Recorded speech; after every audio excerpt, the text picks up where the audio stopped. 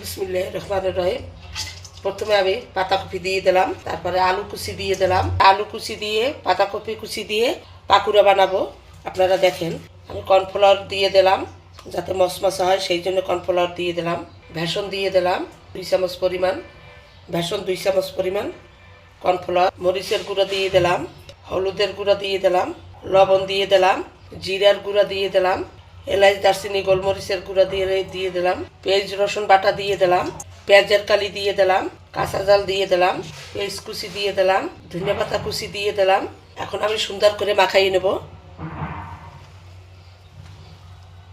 পাতাকপি আলু দিয়ে আজকে আমি পাকুড়া বানাবো। আপনারা দেখেন, তার ভিতরে আমি শুটকি চিংড়ি মাছ দিয়ে দেবো। এই যে আমি শুটকি চিংড়ি মাছ দিয়ে দিচ্ছি, আমি আবারও দিয়ে দিচ্ছি, খুব বেশি করেই দিলাম।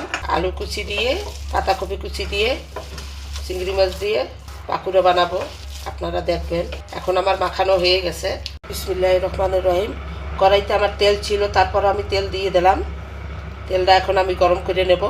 এখন আমার তেলটা গরম হয়ে গেছে, এখন আমি পাকুড়াগুলো দিয়ে দেব। বিসমিল্লাহির রহমানির রহিম। চিংড়ি মাছ দিয়ে পাকুড়া বানাবো। এখন উল্টেই দিচ্ছি।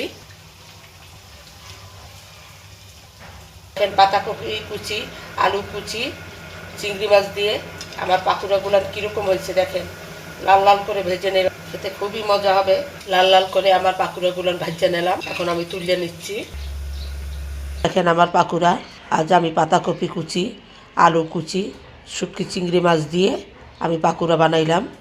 পাকুড়াটা কীরকম হয়েছে কমেন্ট করে জানাবেন। লাইক করবেন, কমেন্ট করবেন, শেয়ার করবেন। আজ এই পর্যন্ত। আল্লাহ হাফেজ।